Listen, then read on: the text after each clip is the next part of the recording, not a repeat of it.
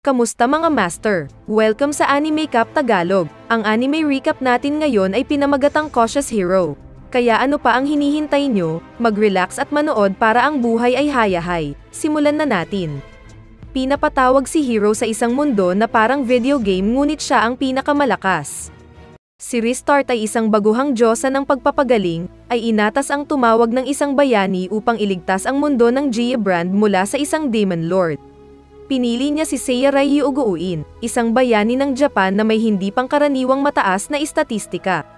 Agad niya itong tinawag at habang mukhang perpekto siya para sa sitwasyon, napagtanto niya sa lalong madaling panahon na nakalimutan niyang tingnan kung ano ang personalidad ni Seiya bago siya kunin, na nagsasaad na siya ay sobrang maingat. Matapos humingi ng payo sa kapwa Diyosa na si Arya Doa, nagpa siya si Restart na iwan si Seiya mag-isa upang magsanay. Makalipas ang isang linggo ay naabot niya ang level 15 na ginagawa lamang ang mga basic training. Nang sa wakas ay bumiyahe na sila sa Gia Brand, si Seiya ay bumili ng maraming set ng armor at iba pang mga item. Sa labas ng bayan, ang unang halimaw na nakatagpo nila ay isang slime na tinalo ni Seiya, bagamat samobra siya sa kanyang ginawa at sinusunog ang buong lugar ng mga pagsabog, kung sakaling may mabubuhay pa ring mga fragment. Sa sandaling iyon, nilapitan sila ni Chaos Machina, isang level 66 na demonyo na isa sa 4 na hari ng langit. Ibinunyag niya na siya ay ipinadala upang subaybayan ang lugar upang patayin si Seiya, bago siya makapagbanta. Nang tumakas si Restart at Seiya sa banal na kaharian, nagpa siya si Machina na salakayin ang Adona. Natutunan ni Seiya na iba ang galaw ng oras sa banal na kaharian. Pagkalipas ng 2 araw, nakatanggap si Restart ng mensahe mula kay Chaos Machina, na humihiling na bumalik sila o papatayin niya ang isang residente sa bawat 10 minuto. Si Seiya ay hindi nababahala dahil ang 10 minuto sa Gia Brand ay humigit kumulang 16 na oras sa banal na kaharian. Nang sa wakas ay handa na siya, nagulat si Restart nang malaman na naabot niya ang level 21, bumalik sila sa Gia Brand kung saan napagtanto ni Chaos Machina na lahat ng stats ni Seiya ay mas mataas kaysa sa kanya, kaya nag-transform siya sa kanyang tunay na anyo. Noong nakaligtas na si Seiya, nalaman ni Restart na ginagamit niya ang fake-out skill sa buong laban para itago ang kanyang tunay na level, na talagang nasa level 37, pagkatapos ay winasak ni Seiya si Chaos Machina, na kung saan siya, at si Restart, ay nakuha ang loob ng taong bayan. Gayunpaman, nag-aalala na si Chaos Machina ay maaaring mabuhay muli, pinaulanan ni Seiya ang kanyang pira-pirasong katawan ng mga pagsabog.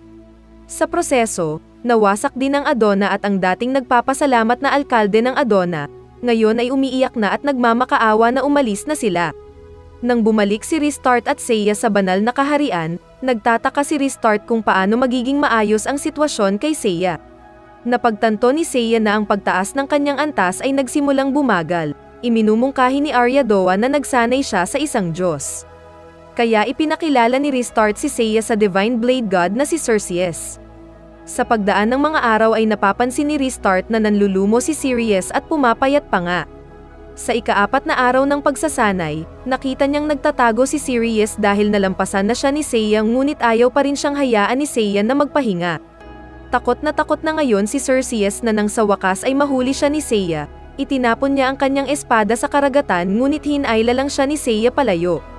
Samantala, nalaman ni Restart mula sa kasaysayan na bilang tugon sa pagkamatay ng Chaos Machina, plano ng Demon Lord na ipadala ang Demon Death Magma at isang undead army sa bayan ng Samo kung saan mayroong 2 mandirigma na nakita ni Ishtar na magiging kakampi nila. Dinala ni Restart si Seiya sa Samo kung saan nagkita sila Mash at Elulu, 2 inapi ng Dragonken. Sa isang simbahan, isiniwalat ni Seiya na ang ama na si Marth ay isang undead na nakadisguise at natalo siya nang hindi man lang hinugot ang kanyang espada. Pagkatapos ay lubusan niyang sinisira ang katawan ng padre sa pamamagitan ng mga pagsabog, sa proseso ay nasira din niya ang simbahan. Pagkatapos, diretsyong sinabi niya kay Mash at Elulu na hindi niya kailangan ang mga ito, pagkatapos ay hinarap sila ng isang grupo ng mga kabalyero na humihingi ng tulong. Sumasang-ayon si Seiya sa isang kondisyon, na siya ay makakatanggap ng bayad. Nang dumating sina Seiya at Restart sa lugar kung saan naroroon ang undead army, ginamit ni Seiya ang Meteor Strike skill ng 2 beses para lipulin sila. Pagbalik sa Samo, sinabi ni Elulu kay Restart na hindi niya nakita si Mash sa loob ng 2 araw. Papunta sa kwarto ni Seiya, Nalaman ni Restart na ginamit ni Seiya ang synthesis skill para mag-synthesize ng isang malakas na espada. Sa pamamagitan ng two-way viewing mirror, ibinunyag sa kanila ni Death Magla na kanidnap at pinahirapan niya si Mash. Nang malapit na siyang patayin, ginamit ni Seiya ang Dimension Blade skill para putulin ang kamay ni Death Magla sa salamin. Matapos matanggap ang pisikal na lokasyon ni Death Magla ay agad silang pumunta doon. Sa panahon ng laban, ipinatawag ni Death Magla si Dark Forest.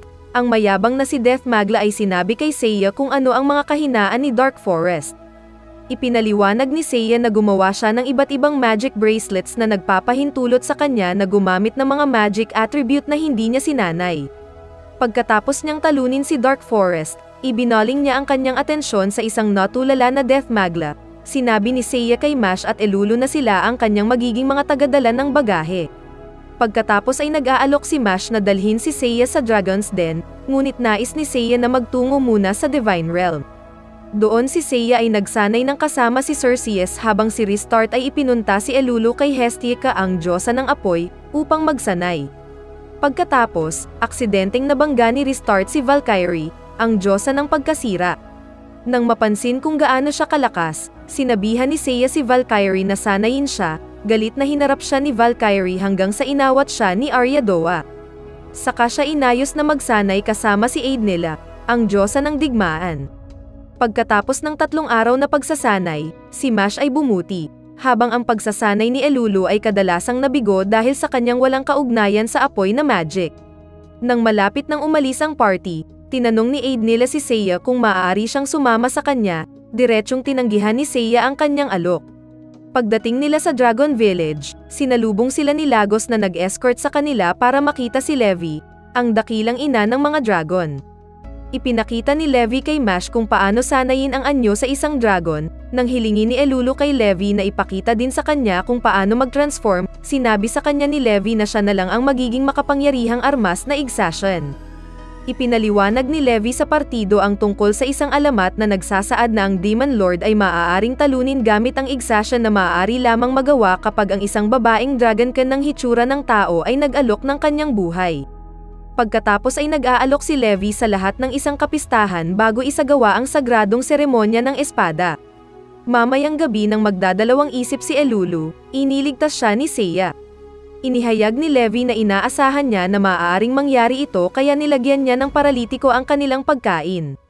Gayunpaman, hindi ito kinain ni Seiya at siya ay nagkunwaring lamang na kumakain, at nagpapaliwanag kung bakit hindi gumana sa kanya ang gamot. Nagpa siya si Levi na harapin si Seiya, nang tumanggi siyang iangat ang sumpa ni Elulu, nakipag-away si Seiya kay Levi. Akala ni Levi ay nananalo siya hanggang sa mapansin niyang malapit na siyang mahulog sa bangin. Nagkukunwaring sumuko, sinubukan ni Levi na patayin si Seiya. Gayunpaman, nagawang talunin ni Seiya ang dragon. Sa sandaling umalis ang partido sa nayon, pagkatapos ay hinarap sila ng isang grupo ng mga kabalyero. Hiniling ng Rose Guard Imperial Knights ang partido na tulungan silang labanan ang mga puwersa ng demonyong Panginoon sa Olga Fortress. Patungo, ang party ay nakikipagkita kay Rosalie Rose Guard, pagkatapos ay tumungo sila sa Olga Fortress. Sa loob ng konseho ay nagdaraos ng isang pulong ng diskarte.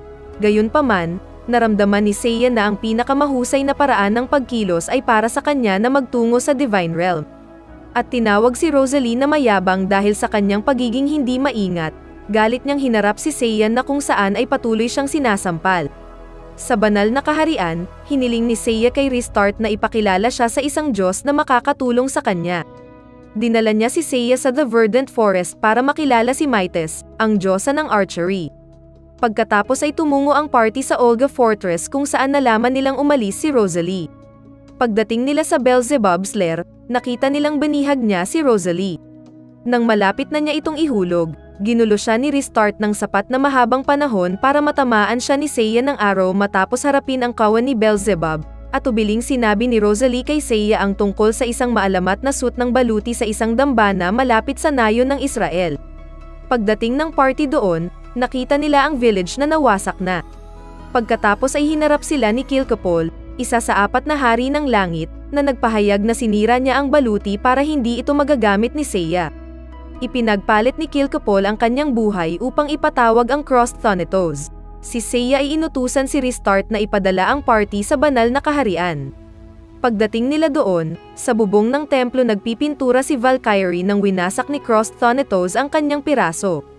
Pagkaraan ng ilang sandali, ginagamit ni Valkyrie ang kanyang ultimate skill na tinatawag na Gate of Valhalla, para tuluyang maalis ito.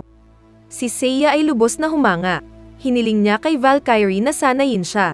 Sa bahay ni Ishtar, sinabi ni Ishtar kay Restart na ang huli sa 4 na hari ng langit ay namumuno sa isang hukbo. Pagkatapos ay tumungo sila sa Geobrand kung saan nakita nila si Volks Roseguard na madaling natalo ang si Racer Kaiser at ang kanyang hukbo. Nang nagtataka si Restart kung bakit hindi lumalaban si Volks sa Demon Lord, bigla siyang naging bata.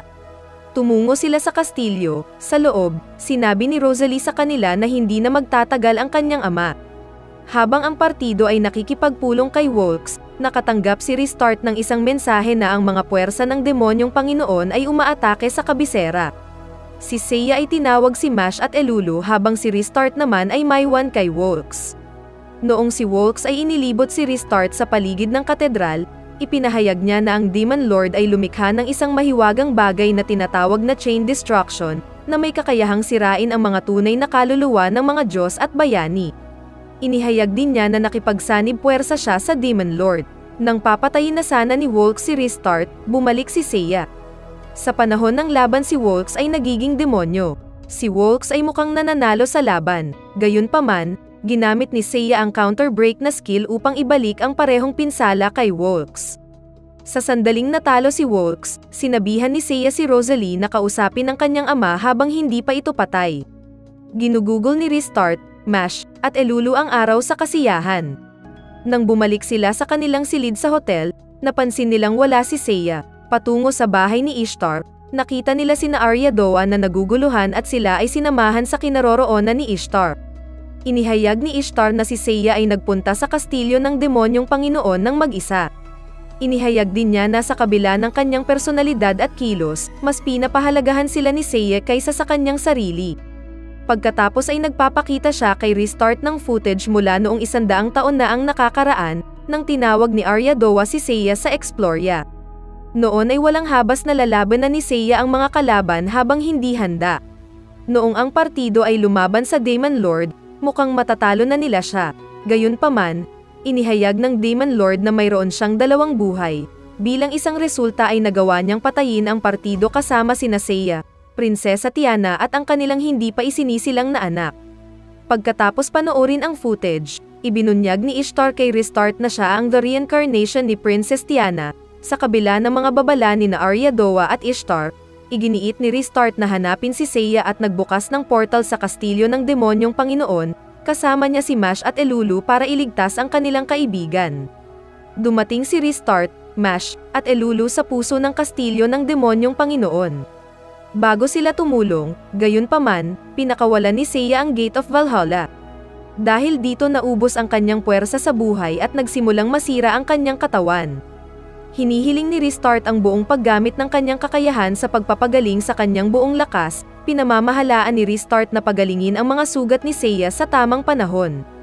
Bago sila makapagdiwang, ang Demon Lord ay muling sumambulat sa mga pintuan. Biglang tumayo si Seiya at tinawag ang pangalawang Gate of Valhalla na sa wakas ay natalo na ang Demon Lord.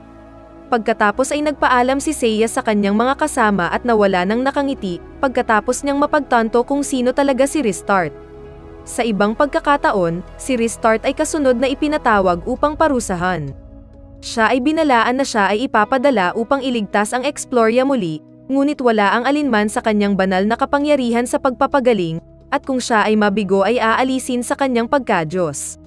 Bago matanggap ni Restart, ibinunyag ni Ishtar na ang mga epekto ng Chain Destruction ay naalis noong ginamit ang pangalawang Gate of Valhalla. Natanggap ni Restart ang tala ng impormasyon ng kanyang bayani, at napaluha sa tuwa nang makita niya ang pangalan ni Seiya, at imposibleng maingat na personalidad na nakasulat dito.